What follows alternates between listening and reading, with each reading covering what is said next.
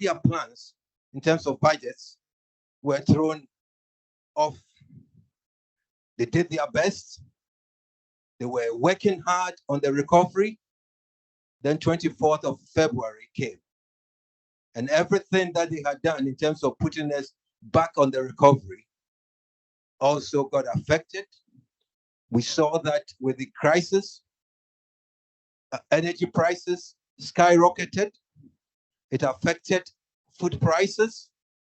Exchange rates became misaligned. All of a sudden, we saw depreciations around many economies in Africa, and it became a problem. So we are trying, they are trying, our ministers are trying and are doing their best to put us back again on a path of a recovery. So that's why we are gathered here today. Today, thanks to our office, the UN office, UN Economic Commission's office in Southern Africa, based in Lusaka, they would like us to look into this question to really, really understand why are food prices going up? Why are energy prices going up? Why are we having exchange rate misalignment? What is the impact on that on our budget? Can we get out back onto the path of recovery and perhaps probably return to where we were before the COVID? So to help us do this job of trying to understand what is happening, they might speak about for their country or for the sub-region, but the focus is all Africa. And what I plan to do, that's why I said that you are stuck with me, is to make this session a bit more interactive, to make sure that, they can read their prepared speeches, fine, but let's ask them, let's engage them in questions so that they'll be able to tell us what is really, really going on to the ordinary person in Luanda, to the ordinary person in Dodoma in Tanzania, to the ordinary person in Lusaka. How is this affecting his Insima, his bowl of Insima? He wants to understand that. Why is it that he's paying more now for flour? Why is he paying more for bread? Why is he paying more for to move from A to B? These are the kind of bread and butter issues that we want to tackle as the impact of the COVID. The COVID and the Ukraine crisis. So to help us, may I first invite the director for the Southern Africa UNECA to take her seat, Madam Eunice Kwendo. May I also invite His Excellency Mr. Mario Augusto Cachino João, Angola Minister for Economy and Planning. May I invite His Excellency Mr. Amos Lugolumbi from Uganda, State Minister for Planning. May I invite Dr. Yamongu Kayadalbila, Deputy Governor of the Central Bank of Tanzania. My boss, Madam Hanano Mosi, may join us, but for now she's engaged. We have online, I hope he is online, the IMF Country Director for Angola, Mr. Marcos Soto. I hope he's online. We also have Mr. Ikulu Atiabefi Somando, Manager for Agriculture and Agro-Industry for West Africa, for the African Development Bank. I hope he's also online. And then Mr. Zulu, President of the South African Chamber of Commerce and Industry. I hope he's also online. We have a pact. So I'd appeal to you, panelists, to probably give everybody a chance, and therefore I'll have to probably manage the time effectively so that the participants here would have the opportunity to speak. But for us to start, let's hear from the director from the Southern Africa office to give us a few words. You have the floor, madam. Thank you.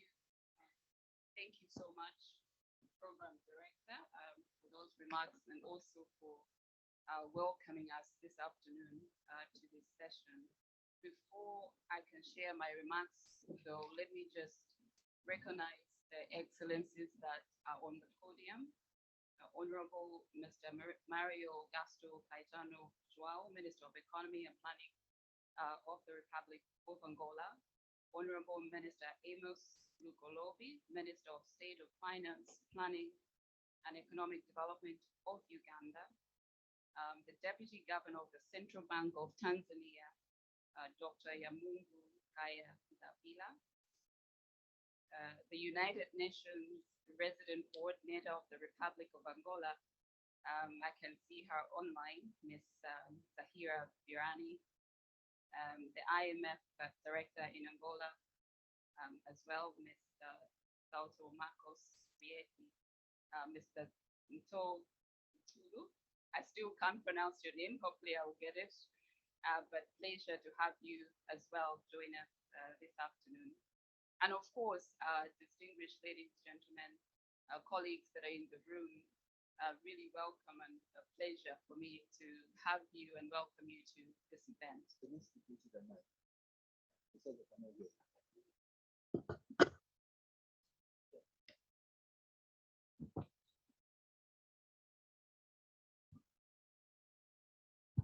Okay, is that audible enough? Okay. Participants, again, good afternoon and evening, especially for those that are joining us from different time zones. I know that for Southern Africa, I think this is 3 hours ahead and maybe a little more, so it is evening. But really, a good afternoon and welcome again to this discussion. It is my singular honor to host this event, which started as a discussion, actually, a policy discussion that I had initially with the RC in Angola, and we're trying to see the impact, because there are, you will realize that there are differentiated impacts in terms of the Russia and Ukraine crisis on a lot of our countries. Because of that conversation, we also realized, yes, maybe we may be looking at countries like Angola and others that stand to gain through the crisis, but I think there are a lot others that are at risk in many ways. So a pleasure indeed, and just to thank the Angolan government, but also the UN system in Angola itself to collaborate with us and to ensure that we're bringing the African voices to this discussion. And like Joe had said, it is not only for Southern Africa, we are pulling in, and as you can see, we do have colleagues from East Africa, but also a lot more in the room and across for the rest of the other colleagues that are joining online, that will be able to hear those different perspectives from the different typologies of countries that are actually having different impact or feeling different impacts of the Ukraine crisis. Just to mention that we have 3 objectives that we would like to achieve with this discussion. First of all, of course, is to share experiences on the actual, but also potential, but even perceived impacts of the Russia-Ukraine crisis on African economies. Secondly, is to provide a platform of exchange for forward-looking strategies to effectively respond to the medium to long-term effects of the crisis. And thirdly, is to share perspectives on how to mobilize resources necessary for swift economic recovery and resilience building.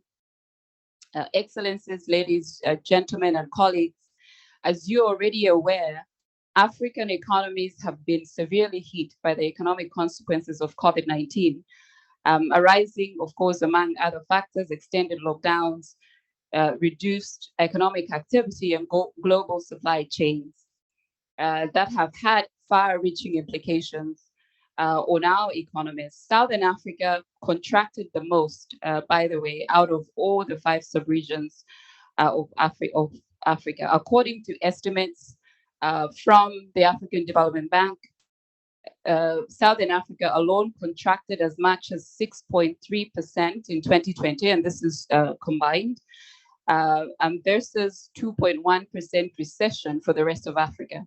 Again, you can see the challenges and the level of economic vulnerability that a lot of the Southern African countries are exposed to.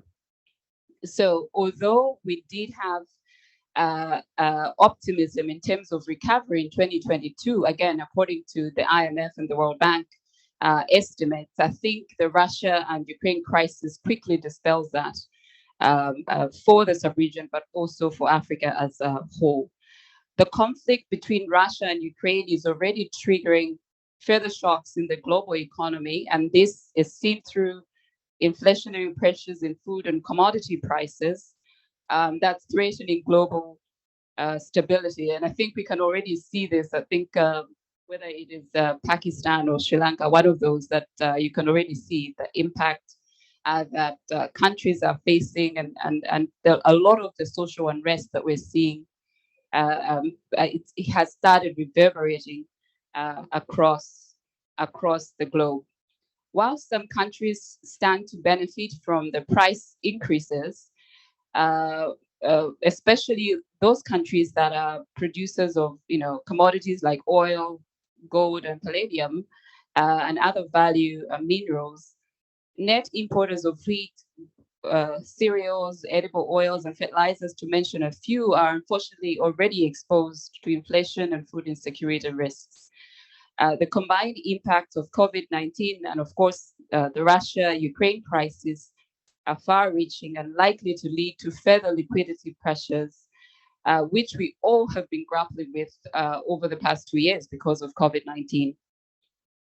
Without preempting our discussion today, allow me to highlight a few headwinds that are already coming towards us, and we've begun already to see a lot of those as a result of the Russia-Ukraine crisis. One, of course, is the agricultural production and food security, largely due to the fact that Russia and Ukraine are major global suppliers of agricultural commodities such as maize, wheat, oils, and fertilizers.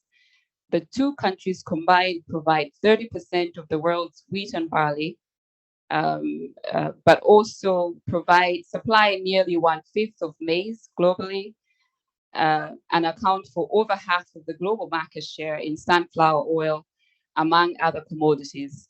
Southern Africa, again, if you look at its exposure through trade, it isn't small. 60% of Southern Africa's sub-regional inputs are from Russia, and cereals accounting for up to 13%. And this is not small. So you can already see, in terms of the level of impact that countries, Southern Africa and across the globe actually will also have to face.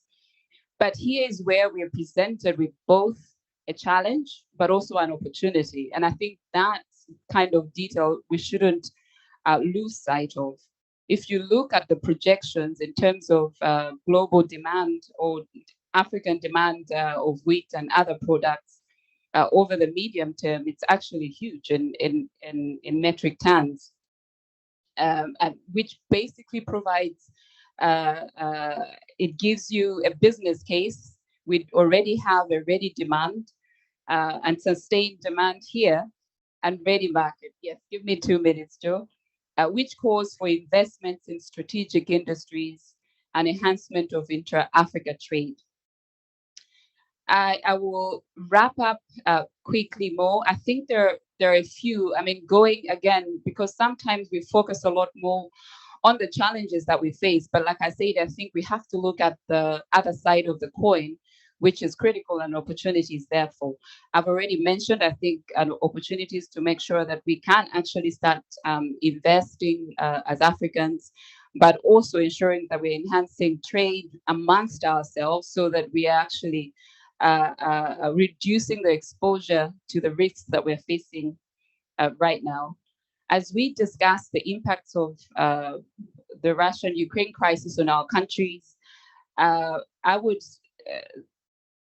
would actually want to end with 3 opportunities that I see, but perhaps also within the discussion, we can come back to some of those. One, of course, is the opportunity to enhance our productive capacities. Again, we should have more countries that are producing fertilizers on the continent, to join the Moroccos and others that we may have. I think that is a huge opportunity, but also just to increase our agricultural productivity. I actually do not understand why we are importing heavily from outside the continent. I think this is where we also see a lot of the benefits and how we can actually accelerate inter-Africa trade or the African Continental Free Trade Agreement. The second, of course, is that the second opportunity, again, which is linked to that, is really an opportunity to increase our industrial development. If we start investing in fertilizer plants, for example, and others, again, this is what we'll be able to accelerate, and especially from my region where our thematic focus is inclusive industrialization, and we would like to see all of those in industries coming up, and of course, manufacturing. And thirdly, if not lastly, is also the opportunity to re-engage international financial institutions. And I'm glad that we have the IMF with us. We can learn from what we were able to do with COVID-19 and through, for example, the Debt Service Suspension Initiative, the DSSI. But then there are also a lot more other instruments that I think we can go back into the drawing board to see how we can actually boost our liquidity going forward. As I conclude, allow me to reiterate our thanks and appreciation to our collaborative partners, the UN, the government of Angola, as well as the UN Resident Coordinator's Office in Angola, and also all of you, appreciating all of you that you're able to join us this afternoon, to join us into this discussion. And also thanking my colleagues at the Southern African Office, but also ECA as a whole, for making this event possible. So thank you so much, and looking forward to our interactive engagement on this discussion. Thank you. Thank you very much. Thank you very much, Madam Director, for your intervention. Sorry that I had to come in, but you know, time is of the essence. We don't have enough time. Let me turn to the host of this event, which is the UN Coordinator's Office in Angola. I'd like to now give the mic or the floor to Madam Zaria Virani, who could not be with us and is joining us online. So, Madam, you have the floor, and I hope that you'll be within the limits of time. Go ahead, Madam. Thank you very much. It's Zahira or Zaira, depending on how you want to pronounce it. My apologies. My apologies. Oh, no need to apologize. Excellencies, ministers, distinguished panelists, ladies and gentlemen, a very good afternoon to all of you. Let me begin by thanking you for your participation in what I hope will be a challenging and thought-provoking conversation today.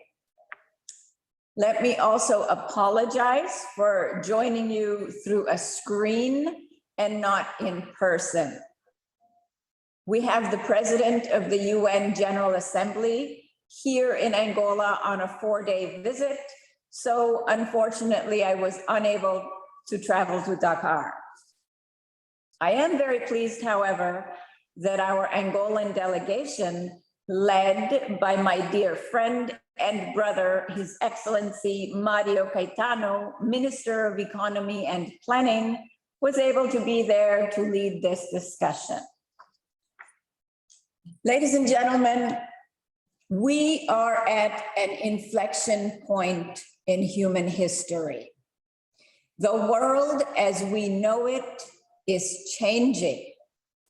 A crisis happening across the globe is bringing us together here today.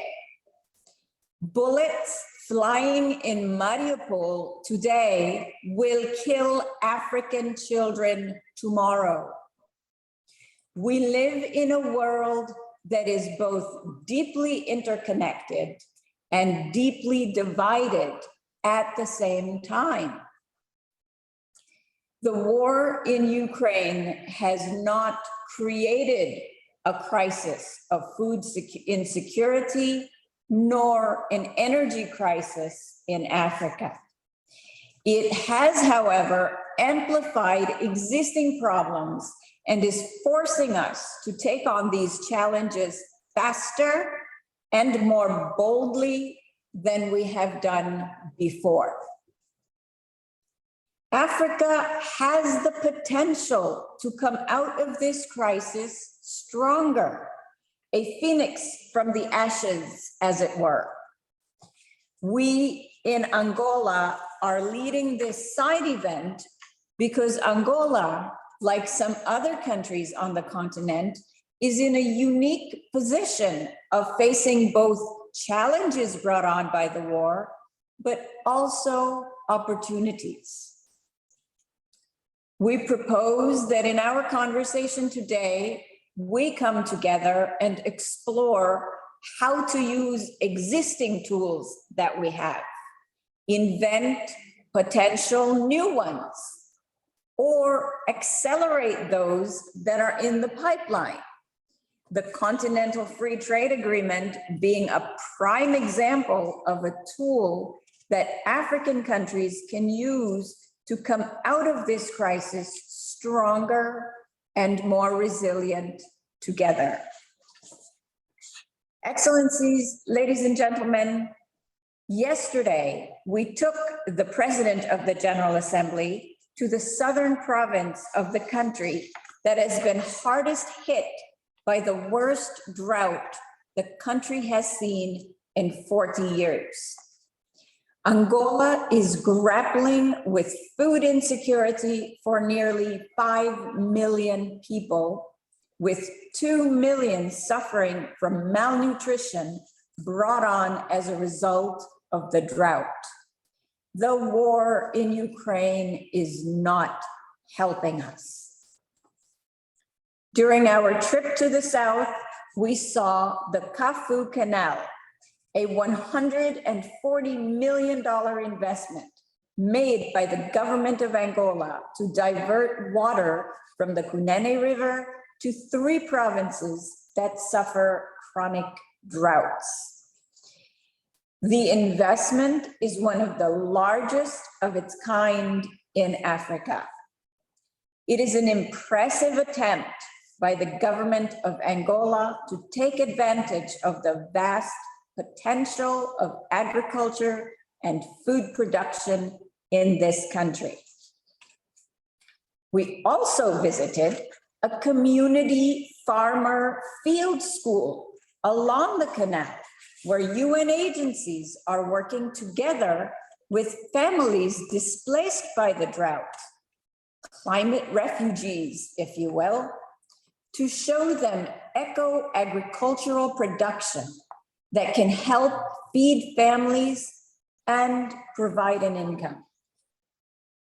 Ladies and gentlemen, it is my firm belief that it is at the nexus of the canal and the community farm that we will find food security and poverty reduction. It is in these areas where the macro meets the micro that we, policymakers, thought leaders, and decision takers need to focus our attention. His Excellency Minister Caetano and his team are working with the UN, the World Bank, and others to see how Angola can invest in its resources, including and especially the gains from the windfall, as big or small as it may be, of increased oil prices that Angola, as the second largest oil producer in Africa, will surely see this year, into long-term sustainable solutions that will allow agriculture to feed the families who work the fields, families in Luanda and beyond, and families across the continent. Why not? But that requires multi-sectoral, interlinked policies and investment decisions. It requires ministries, agencies, countries to come together. But how do we do this? That is the question on the table today. How do we, as a continent, come together? What is the role of regional bodies? What tools do we have that can help us? What will be our ask as a continent of the world, of ourselves, and of each other? Ladies and gentlemen, let me conclude these opening remarks with one ask of my own of you. Challenge yourselves to think outside the proverbial box today, to reflect on what you, from your chair, your ministry, your country, can contribute so that 100 years from now, this will be the moment marked in history books as one when a war across the world accelerated our continent's journey on the path of sustainable, equitable, inclusive growth that left no one behind. Thank you very much. And as we say in Angola, estamos juntos. Thank you.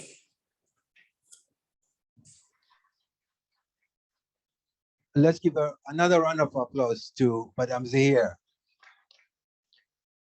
So we've heard from my director and also from the resident coordinator. We're now going to hear from the host or another organizer, the co-organizer of this event, the government of Angola. And we have here the Minister for Economy and Planning, who has come all the way from Angola, His Excellency, Mr. Mario Augusto Quetano. He's going to us to set the stage so that we can begin the Q&As and questions for the panel. In addressing us, sir, you must be one of the countries that is laughing all the way to the bank, because oil prices have gone through the roof. And as a result of that, you were struggling when it was at $30 a barrel. Now I think you are laughing all the way. So tell us, what are you going to do with this windfall? And I hope the statement that you are coming in will share light on how you are addressing the physical situation that you face in the time. How are you diversifying your economy away from oil so that you don't always cry and laugh, although you are laughing now? But how are you diversifying your economy? We just heard from the resident coordinator that you built a big dam. So that would address your food security question. So let's hear from you, Minister, how you are addressing these issues. Well, as you are laughing at the bank, all the way to the bank, how is the crisis impacting on the ordinary person in Rwanda?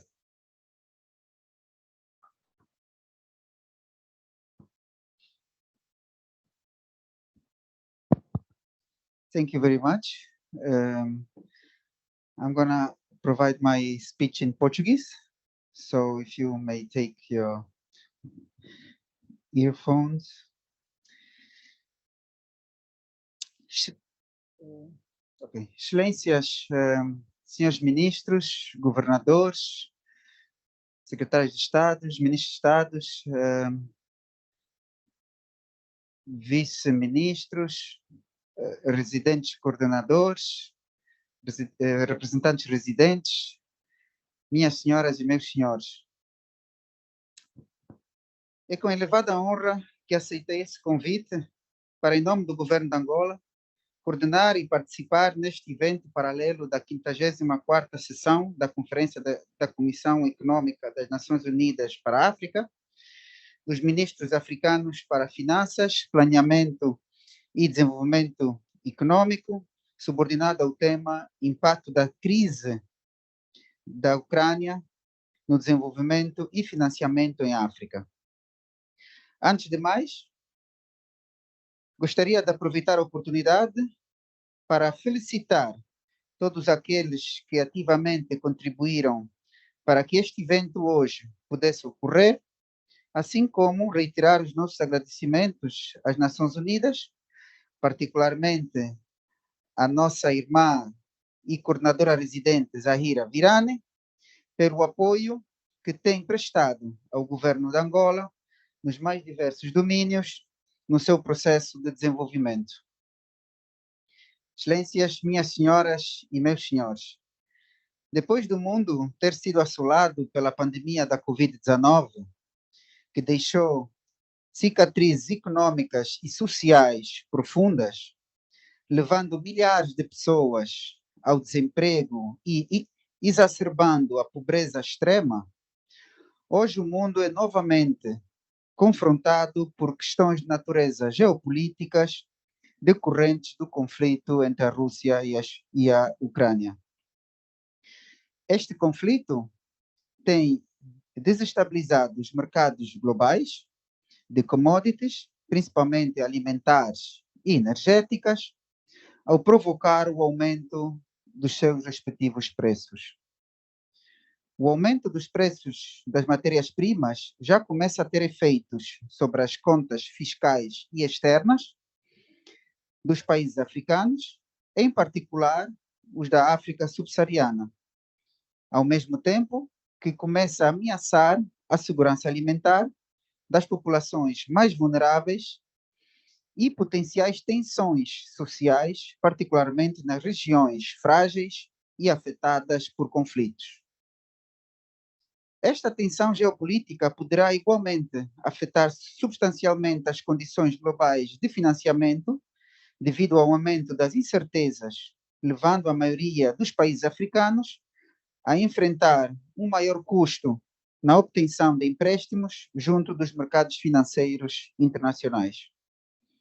Contudo, este conflito também representa uma oportunidade para determinados países beneficiarem a médio prazo dos esforços dos países europeus em diversificarem suas fontes energéticas. Os países com maiores reservas comprovadas de gás poderão definir uma estratégia de aumento das suas exportações e tirar melhor proveito das suas vantagens comparativas. Excelências, minhas senhoras e meus senhores, precisamos de continuar a repensar como desbloquear de forma sustentável o potencial econômico de África, não só do lado da produção de produtos, onde dispomos de vantagens absolutas e comparativas, mas também intensificar uma maior troca comercial entre os países, com vista a minimizar a dependência econômica.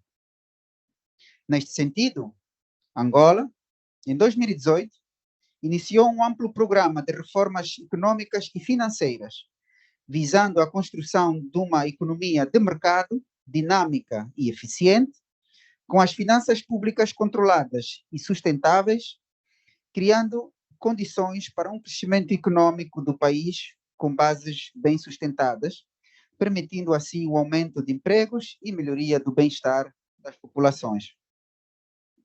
Com vista a corrigir um conjunto de desequilíbrios nos agregados macroeconômicos, o governo de Angola implementou, em 3 anos, com o apoio do Fundo Monetário Internacional, um programa de estabilização macroeconômica, cujos resultados apontam para a inversão da trajetória recessiva da atividade econômica, que se verificava desde 2016, o aumento das reservas internacionais líquidas e, em terceiro lugar, a estabilidade do mercado cambial, em quarto, a sustentabilidade das finanças públicas e das contas externas, e em quinto e último lugar, a diminuição do estoque da dívida pública denominada em moeda estrangeira.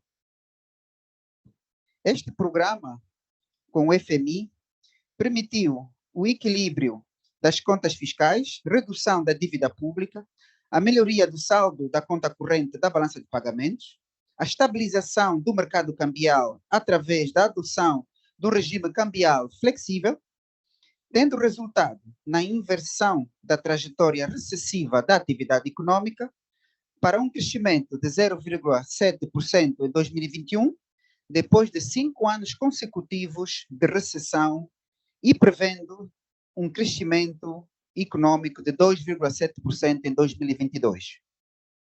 Foram igualmente implementadas medidas legais de simplificação e facilitação de processos burocráticos à realização de negócios, com realce para a simplificação do processo de acesso aos vistos de entrada no país para investidores estrangeiros, e continuamos as nossas ações para combater todas as práticas de corrupção e impunidade. Prevê-se, a curto prazo, a continuação de tensões inflacionárias impulsionadas pelos choques do lado da oferta e pelo aumento do preço das matérias-primas alimentares. No entanto, as medidas de política monetária e os passos que foram tomados recentemente pelo governo de Angola para aumentar a produção nacional e facilitar a importação de bens alimentares, onde dispomos de um déficit de oferta nacional, estão já a surtir efeitos na desaceleração da inflação ao longo de 2022. Minhas senhoras e meus senhores, Angola não está imune aos impactos decorrentes deste conflito. Não obstante o aumento do preço das matérias-primas traduzirem-se em ganhos a nível das receitas fiscais, contas externas, estabilidade da moeda nacional e fortalecimento da solvabilidade externa da economia nacional, a principal ameaça do atual conflito poderá resultar no encarecimento das importações de bens essenciais de amplo consumo, o que poderá provocar o choque do lado da oferta, consequentemente, uma pressão sobre os preços dos mesmos. Por outro lado, reconhecemos que a escala deste ganho adicional de receitas está condicionado ao elevado montante de despesa que temos destinado à subvenção dos combustíveis, isto é, ceteris paribus, o aumento do preço do petróleo reflete-se no aumento do subsídio do combustível.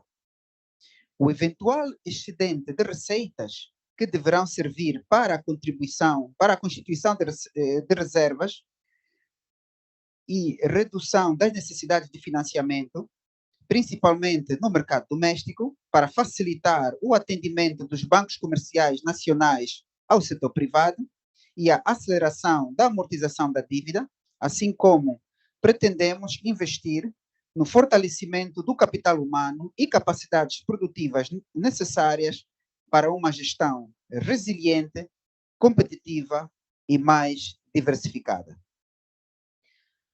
Mas não será a estabilização macroeconômica que irá, por si, ajudar os países africanos a produzir mais. É neste sentido que o governo angolano tem envidado esforços concentrados no aceleramento do ritmo da diversificação da economia nacional, por via do aumento da produção nacional, quer seja no setor primário, no ramo da produção vegetal e produção animal, no setor secundário, fundamentalmente com a indústria transformadora e extrativa não petrolífera, quer seja no setor terciário, com serviços que apoiem e consumam os produtos dos dois primeiros setores. Resultado disso, Angola saiu de uma dependência do setor petrolífero para o PIB de 43% em 2011 para cerca de 27% em 2021. Para o efeito, o Plano de Desenvolvimento Nacional 2018 a 2022 traduz esses esforços em programas como, por exemplo, o Programa de Fomento da Produção Agrícola, Fomento da Produção Pecuária e etc. Mas, fundamentalmente, gostaríamos aqui de realçar o Programa de Apoio à Produção, Diversificação das Exportações e Substituição das Importações, também conhecido como PRODESE. Este programa, o PRODESE, tem 5 vértices, nomeadamente o acesso ao crédito, como catalisador do setor produtivo, o aumento da produção nacional para, paulatinamente, alcançarmos níveis consideráveis de autossuficiência alimentar e minimizar as oscilações do índice de preços ao consumidor de produtos de amplo consumo, o acesso ao mercado interno e o acesso ao mercado externo para garantir cada vez mais mercado para a nossa produção nacional, a capacitação, não só técnica, mas também de gestão. Os resultados alcançados até aqui são animadores, mas ainda não estamos satisfeitos. Temos de fazer mais e melhor para que o país se desbloqueie e consolide a sua trajetória de crescimento econômico inclusivo.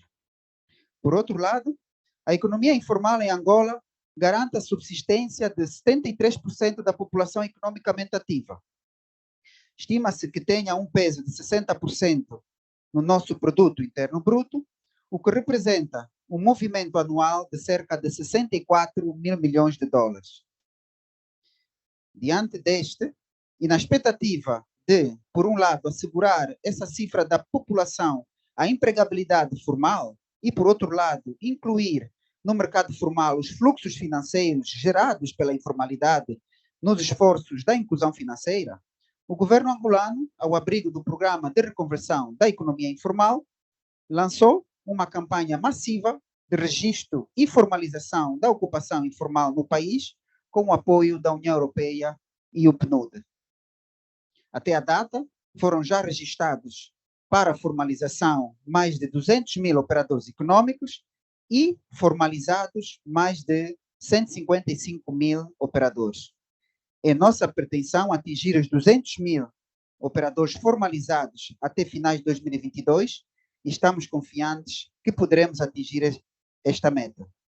Minhas senhoras e meus senhores, é para fazer face à crise da Covid-19, assim como as mais diversas tensões geopolíticas regionais ou internacionais, que o governo de Angola criou e tem estado a operacionalizar desde o quarto trimestre de 2021 a Reserva Estratégica Alimentar, como um estoque de produtos de amplo consumo das populações, visando, dentre outros, restabelecer a estabilidade do preço destes produtos.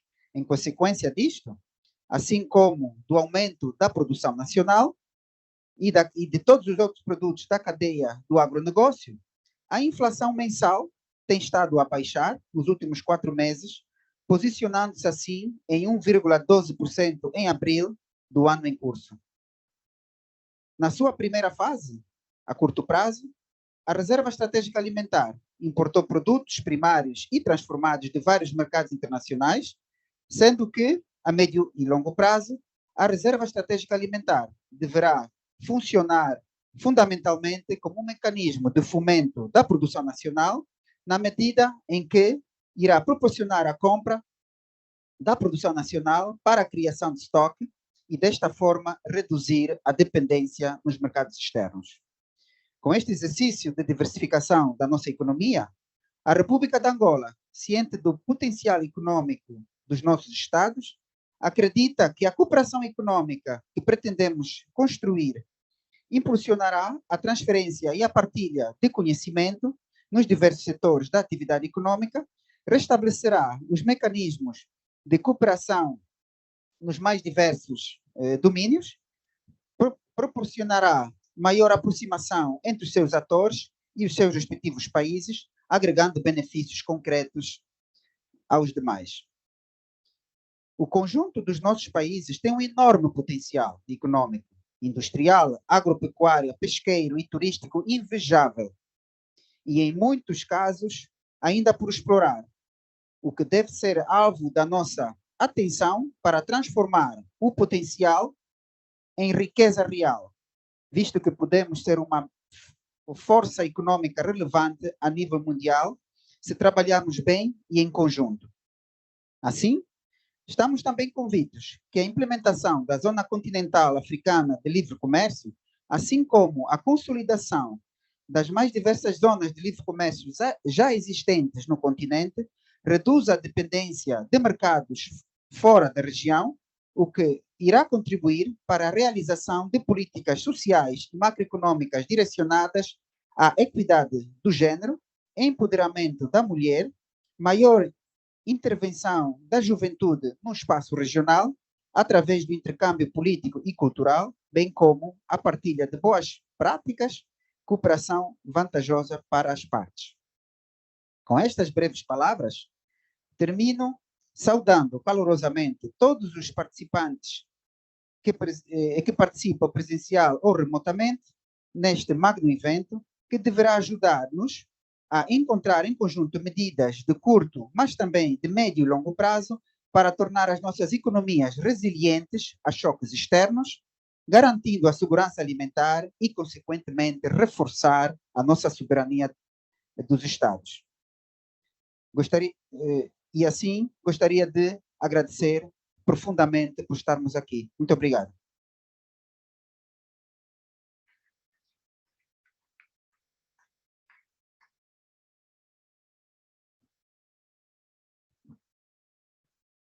Thank you very much. Thank you very much, Honorable Minister, for setting the stage for the next section of the program. Grateful to hear that you are diversifying your economy. It's now about 43% away from oil. Okay, okay, away from oil. So, which is impressive, and you are taking care of the poor as well in the process. So, thank you for your message. I would have to now turn to.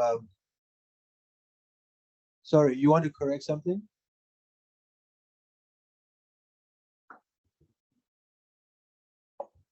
Now, let me just correct. Our dependency on the oil sector was 43%. Now it's only 27%. Thank you very much for the correction. That's great. That's great. Anyway, so I'll now turn to the Honorable Minister from Uganda, His Excellency Mr. Nogolobi. And I know time is running out, so I know that you said that you had a prepared statement, but I'll be grateful if you could do this in a short time so that we can have the other panelists also come in.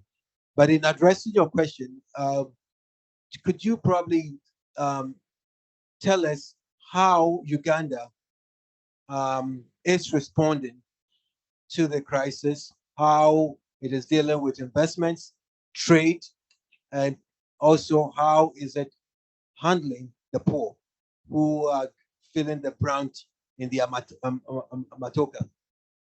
The price of matoka is rising, which is plantain. For those of you who are wondering, it's a stable food for Uganda. The poor person in Kampala, how is he managing, Mr. Minister? Thank you so much, Mr. Moderator. As we have already agreed, Russia is a major trade and investment partner with Uganda and Africa generally. And the two countries which are at war, that war has disrupted the supply of major items like oil, cereals such as wheat, corn, and sunflower oil, as well as essential metals like steel, ingots, aluminum, and nickel. And those are the major areas where we have been affected. Now, in terms of trade and investment, it's true we have been affected, but not very deeply.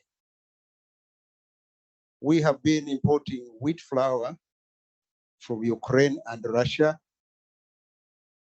but Uganda is not heavily dependent on wheat in terms of our food consumption.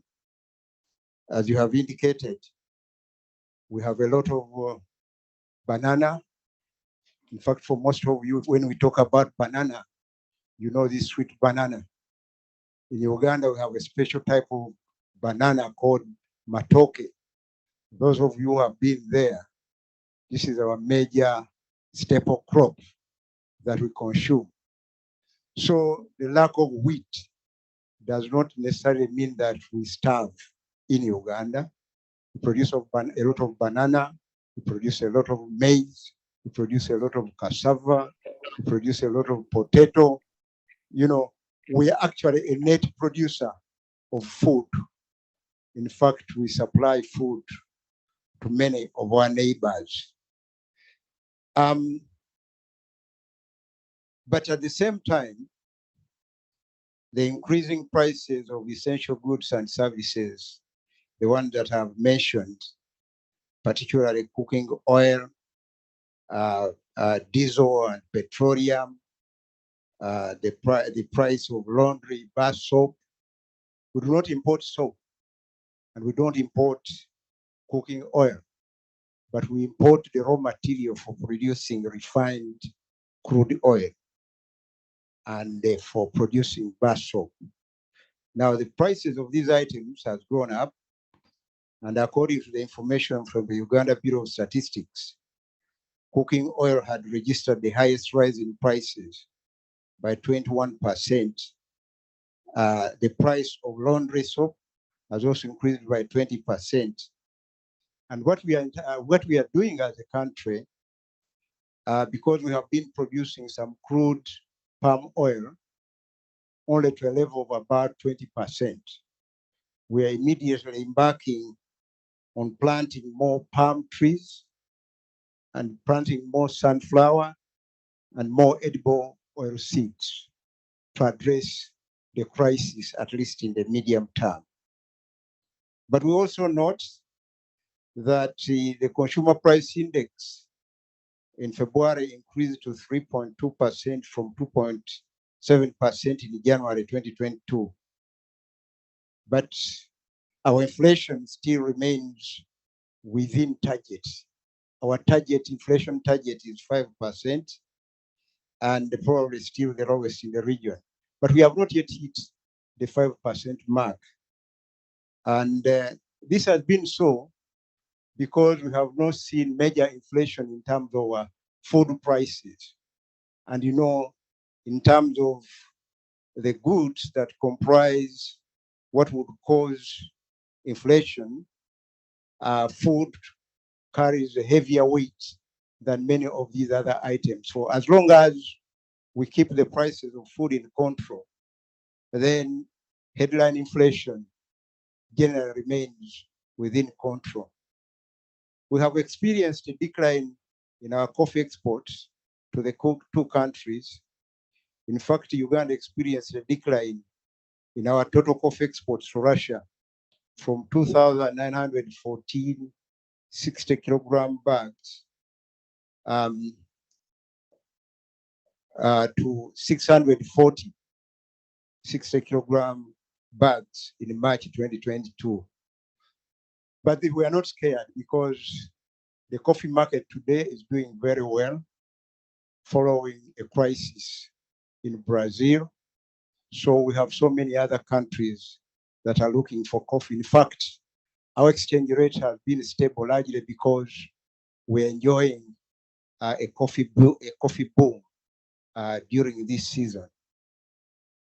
However, nobody knows how long the COVID-19 pandemic, because that too has not ended, and the Ukraine crisis will last, and the depth of its effect, and how much it is going to impact on our economies. We are, as countries, still exposed to the risks and uncertainties as a continent. And therefore, governments in Africa need to move very quickly to contain the economic risks associated with these two problems. We need to build foreign exchange reserves strong enough, improving financial risk monitoring, and strengthening macro prudential policies are our first steps in dealing with the problem. We do not foresee, however, in Uganda, significant threats to our food security. And we think that those countries that appear to be having shortages in terms of supply of things like maize flour should actually approach Uganda as soon as possible. But we need to work together, as countries. Those countries with food shortages could work with countries with surpluses in food supply. In terms of palm oil, like I've already indicated, we are partnering with palm producing companies to grow more oil palm. We have actually opened up more land, and we hope these palm trees grow much faster than they ordinarily do. And we are working with 40,000 farmers in northern Uganda to grow sunflower and soya beans to manufacture oil. Sunflower does not take a long time, neither does soya bean take a long time. Within 4 months, we should be able to have a bump harvest. What we have in Uganda are heavy rains. We have conditions that are actually favorable for agriculture. In fact, Lake Victoria has been flooding for some time. Now, there are a number of opportunities and lessons from this crisis when it comes to building resilience against shocks to our countries and as a region in general. The environment of high global prices have availed opportunities for our government to take advantage of. In the oil and gas sector, we have finalized all necessary preconditions for the production, including securing the required financing and right of way for oil and gas related projects. In fact, we have an oil region, and for the last couple of years, we have been investing very heavily in terms of infrastructure for the production of oil, petroleum, etc. And we are closely working with our neighbors, Tanzania, in terms of establishing a crude oil pipeline connecting with the Indian Ocean through Tanzania from Uganda. And we are cooperating in that arrangement. And we indeed expect that Uganda should be able to produce our first oil in 2025, early 2025. So we should be in the League of Nations producing oil like Angola. We are continuing to facilitate farmers to grow more food, vegetable seeds, and cereals to take advantage of the increasing global and regional prices. And we expect that this should increase exports, both in the short, medium, and long term. We really need to take advantage of the Africa Continental Free Trade Area, increasing intra-African agro-food industry and services trade in order to build resilience against external shocks and bring back on track Africa's recovery from this crisis. This is very important. As African countries for a long time, we have been producing what we do not consume, and we consume what we do not produce. And this is the crisis in Africa.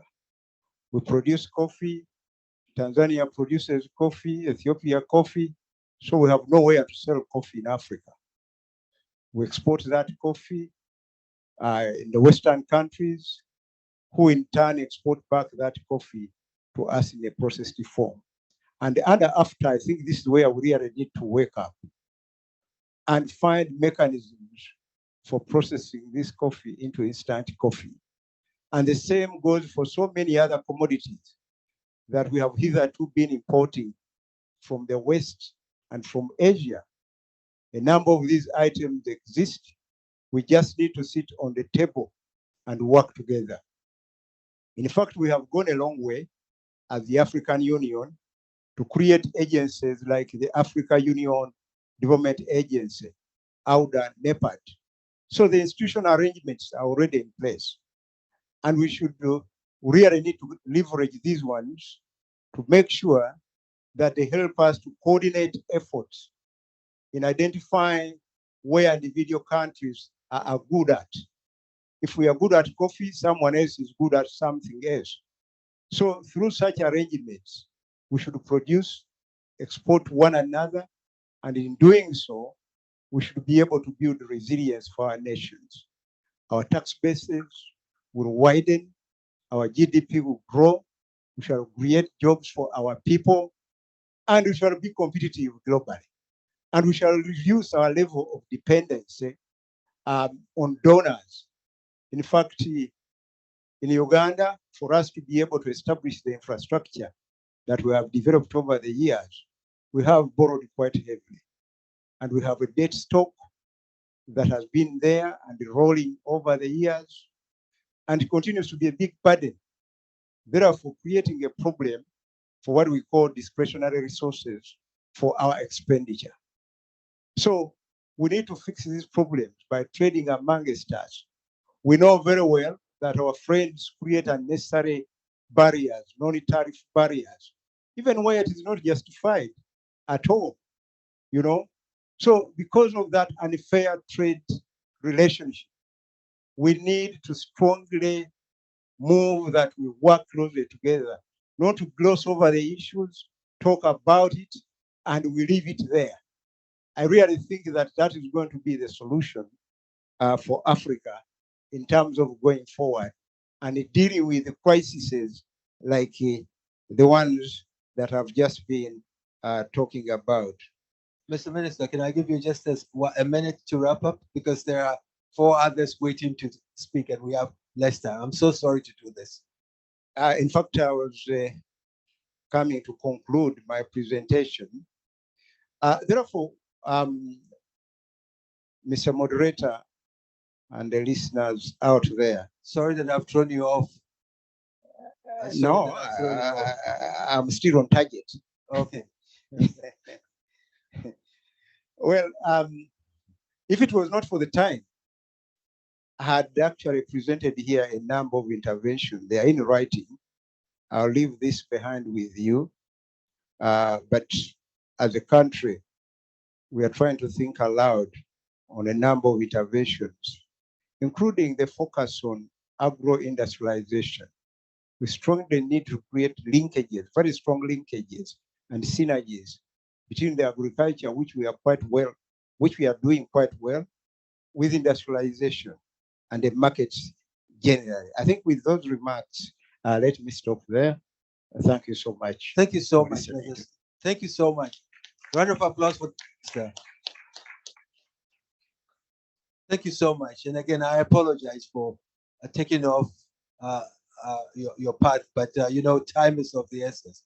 So, Honorable Governor of the Central Bank of, Deputy Governor of the Central Bank of Tanzania, recently, the president was talking about the discovery of gas, which if you get it and there's a crisis like this, you would also be laughing to the bank. The question I have for you, sir, how have you responded, Tanzania, through monetary policy, have responded to this crisis to make the guy in Dodoma okay?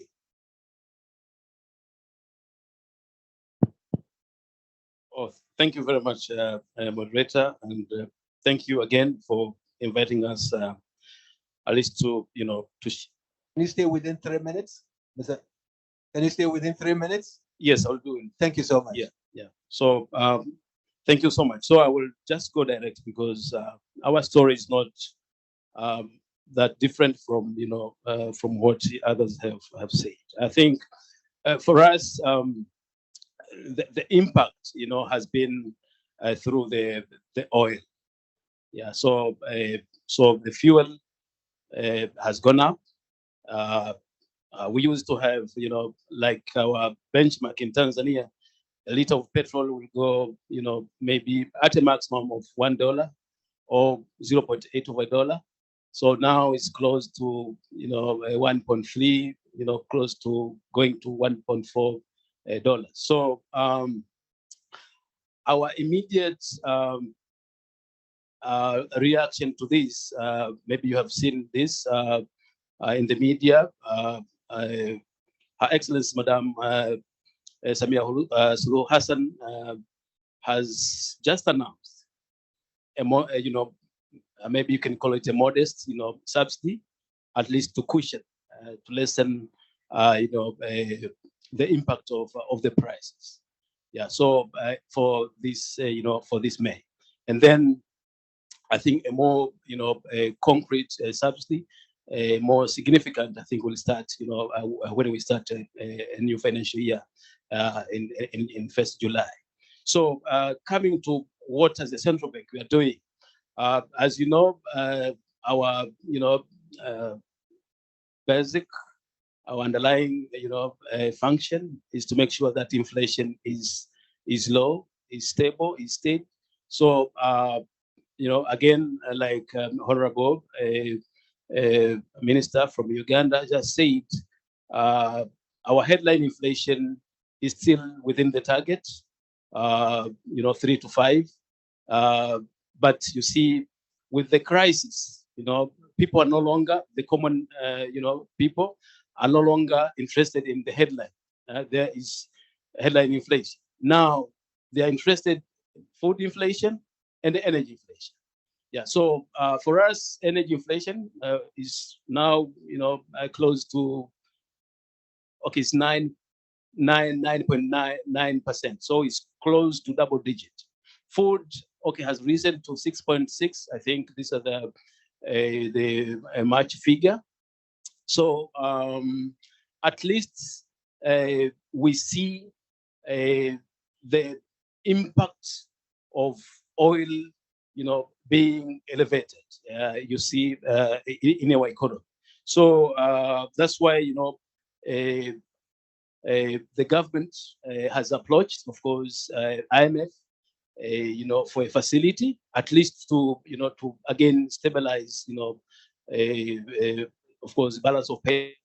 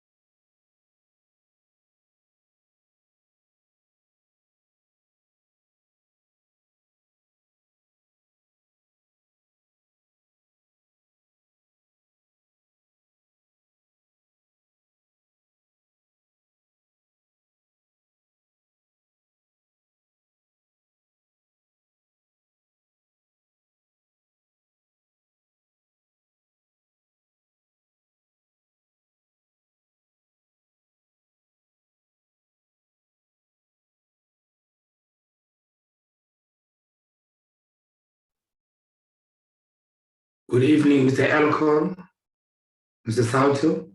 Sounds like the feed from Dakar we've lost it.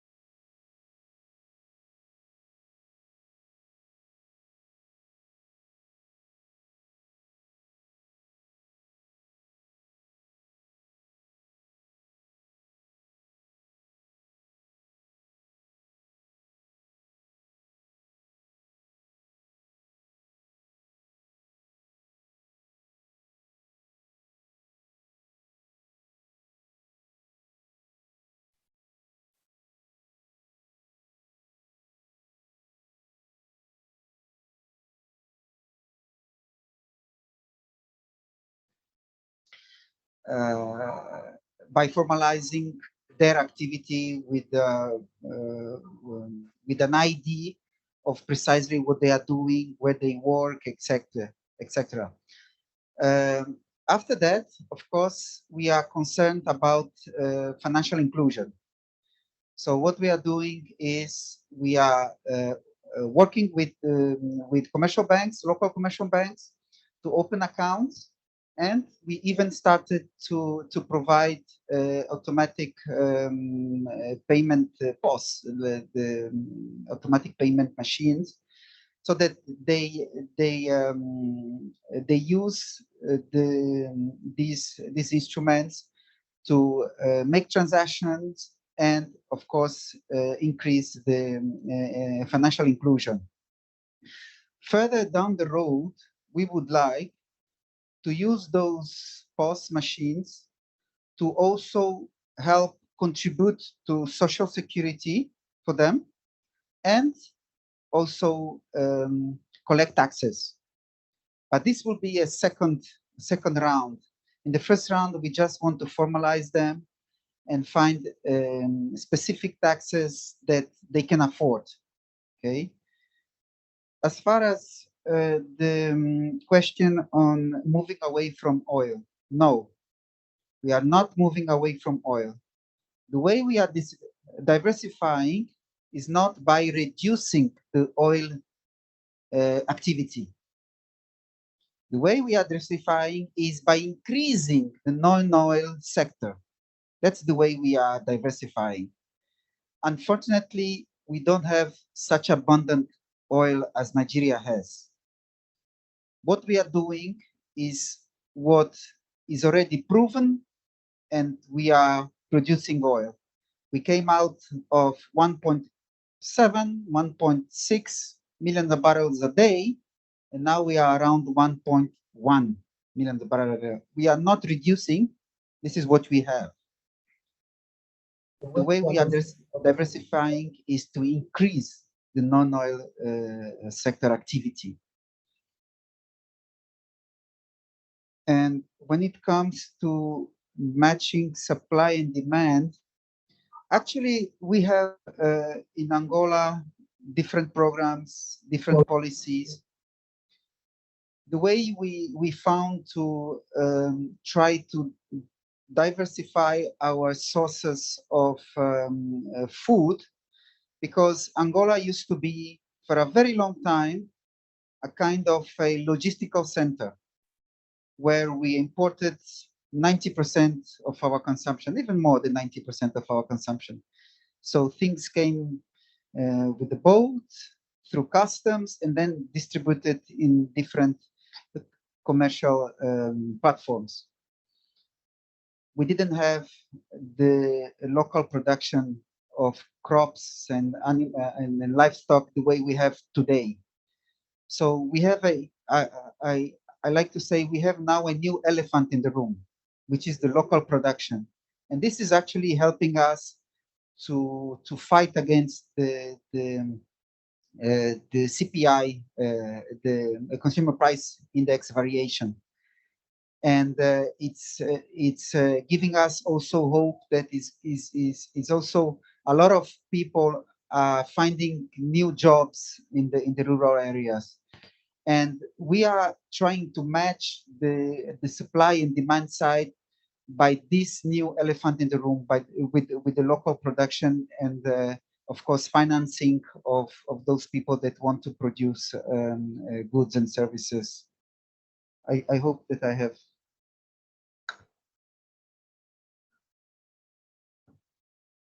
Thank you very much. Thanks for your response. Honorable Minister for Uganda, can give me your permission? I would like to go online because we are told that we have 10 minutes to wrap up. So I would like to ask Mr. The representative of IMF in Angola, Mr. Soto. You know about the DSSI, you know about the special drawing rights, which Africa got 34 billion of it, which was too small. They want more of it, and they're asking for more.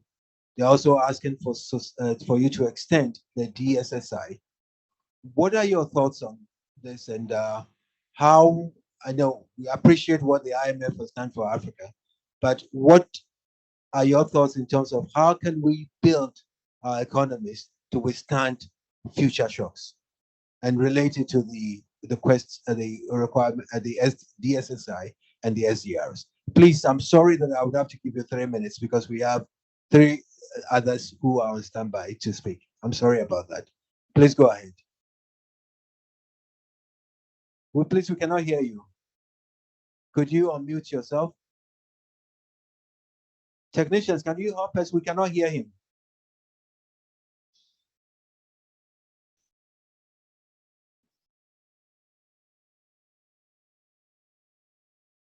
How about now? Good. Are you able to We hear can me? hear you. Go ahead. Go ahead, sir. Okay, I will try to stick to the 3 minutes that you mentioned, and just starting to say that indeed this crisis have brought both challenges and opportunities. And as a colleague once told me, this is like a crisis on top of another. When we thought we were starting to see the light at the end of the tunnel from the pandemic, here comes this awful war that is putting a lot of pressure on a number of economies around the globe. Now, to withstand shocks, there's no shortcut. It's important that countries strive to achieve macroeconomic stability and prudence in its public accounts. Without these things, it becomes difficult to do everything else. This is like the base of a house that you want to build. And then, of course, from there, we start to implement important structural reforms that will improve, enhance the business environment, doing business environment in your country, but also make your economy more competitive vis-a-vis other economies in the globe. So those are important steps that one needs to take into account. And I would add one more, which becomes particularly relevant in the case of the African continent. One cannot forget, and I cannot emphasize this enough, about important social issues. Those crises, they have been particularly weighing negatively on the most vulnerable part of the population, those that cannot defend themselves against inflation, against contraction of GDP. So it is important that within the limited envelopes that countries have in their budgets, that they find the space to provide some relief to this share of the population that cannot defend itself. Now, if you allow me just to highlight what I just said at the beginning before I conclude, how this new crisis is bringing both challenges and opportunities. I heard you saying that, Angola must be like so very happy with the price of oil. And indeed, high oil prices are benefiting Angola. But it's bringing an interesting challenge because exchange rate is appreciating. The kwanza is appreciating vis-a-vis the dollar. So when you look at the budget, you're getting more dollars because oil prices are higher. But then when you have to convert those dollars to kwanzas because the government has to pay for expenditures in kwanzas like salaries, servicing domestic debt, and other things, then you have less kwanzas. So what initially could look like a large oil windfall, all of a sudden, once you convert to kwanzas, which is the local currency, it is not as large. And this brings additional challenges, including from a communication perspective, because there is this wide perception that there is a large windfall, that authorities are swimming on a lot of resources. But, under these circumstances, again, it's important to maintain fiscal prudence. And it's also important not to forget the social sustainability of these reforms. I will stop here to allow other colleagues to make their intervention. Thank you very much.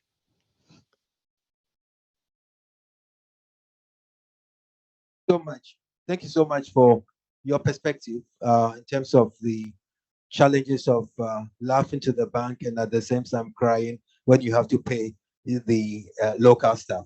So we get that in terms of the exchange rate. Okay. Dr. Ekulu Atiobevi Somandu, Manager of Agriculture and Agribusiness at the African Development Bank. I know you've been waiting patiently, and thank you for that. But unfortunately, we don't have enough time. So could you tell us how the African Development Bank is supporting farmers and countries to concentrate on agro business so as to benefit from the supply chains, the global supply chains?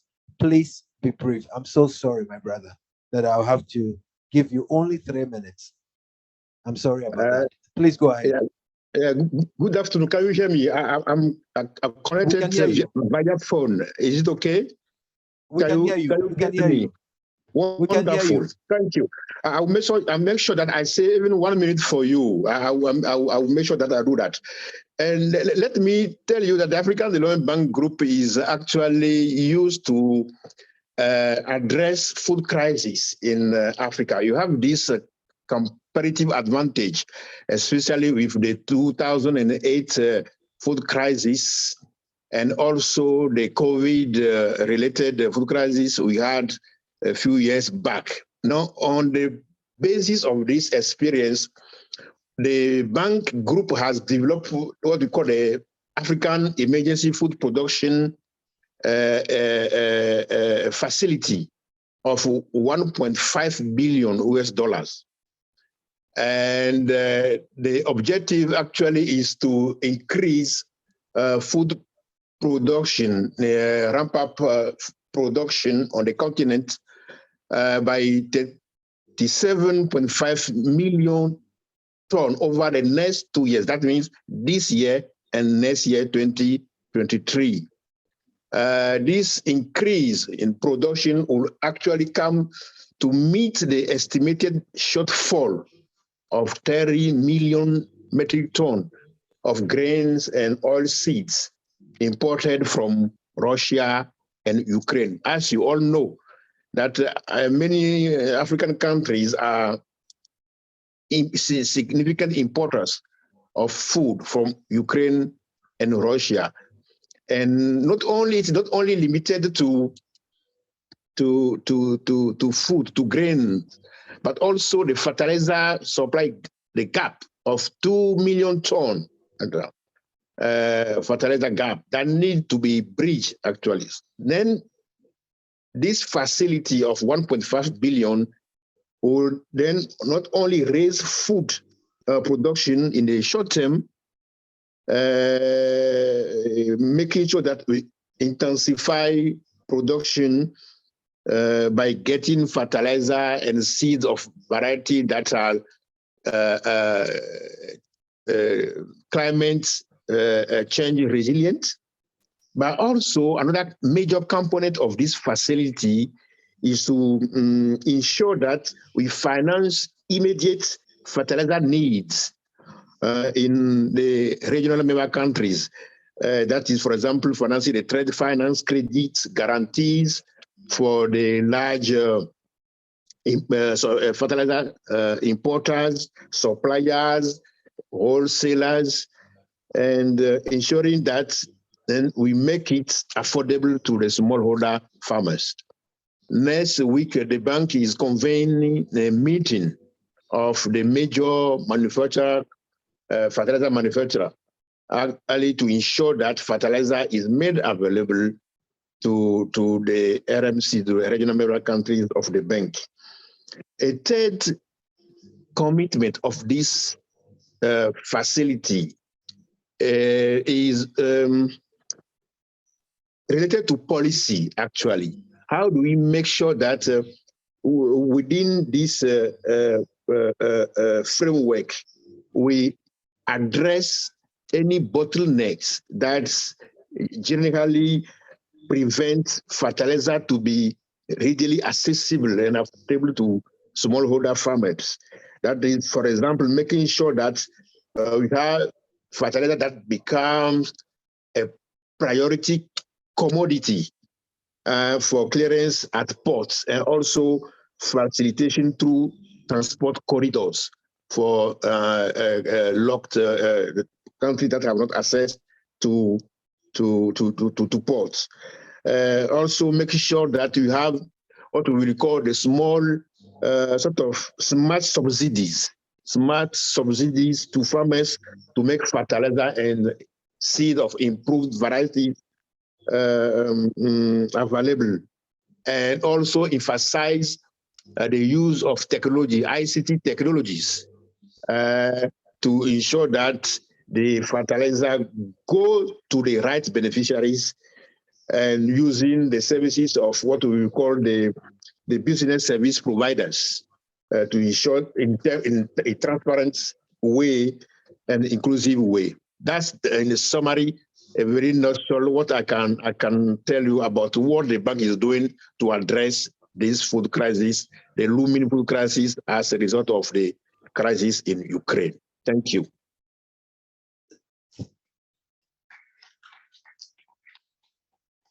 Thank you so much. Thank you so much for your intervention. Let me give the last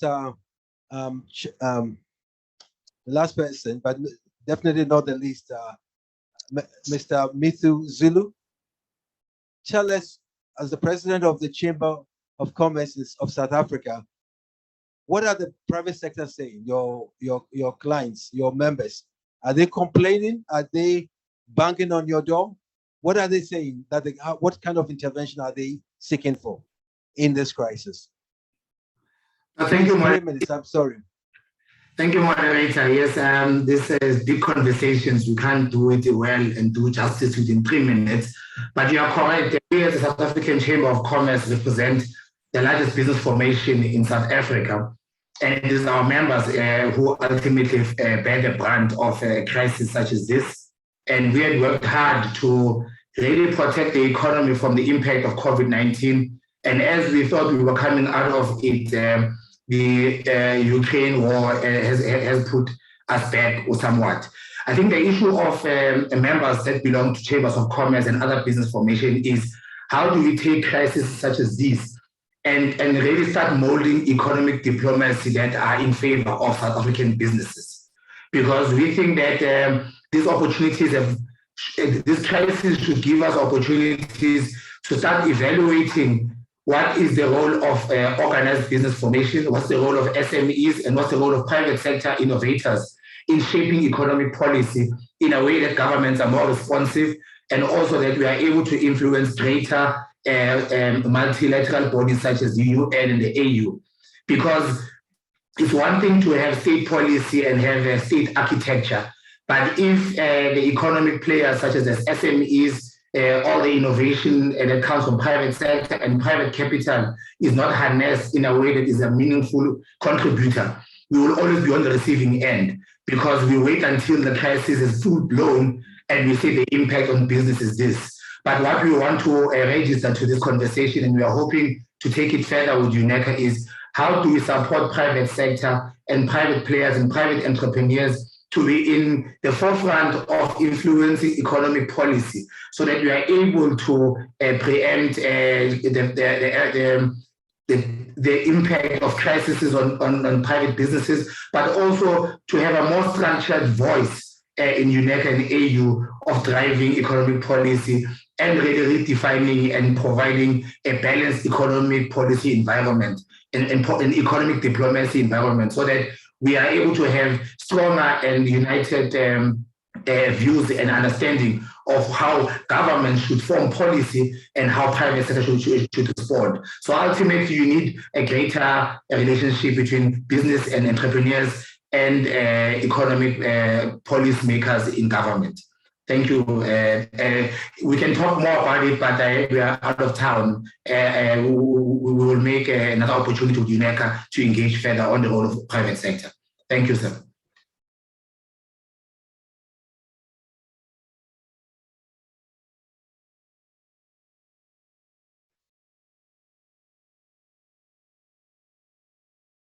Been told that we've exceeded our visa, it's expired. And so we've got to leave. And before we do that, let me take this opportunity first to thank everyone on the screen, on the virtual, who've joined. My apologies that we couldn't get to you, and sorry for the panelists that we brought you in for a short time. To the minister from Angola, the minister from Uganda, the governor from Tanzania, my director, and everybody else. Please put your hands together for one more applause for yourself, for your patience, and for everything, for staying here.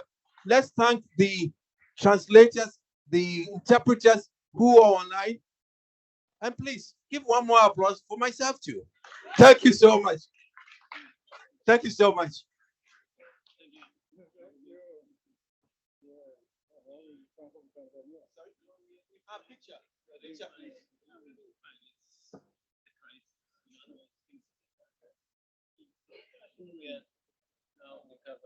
Yeah, I don't think we are so bad.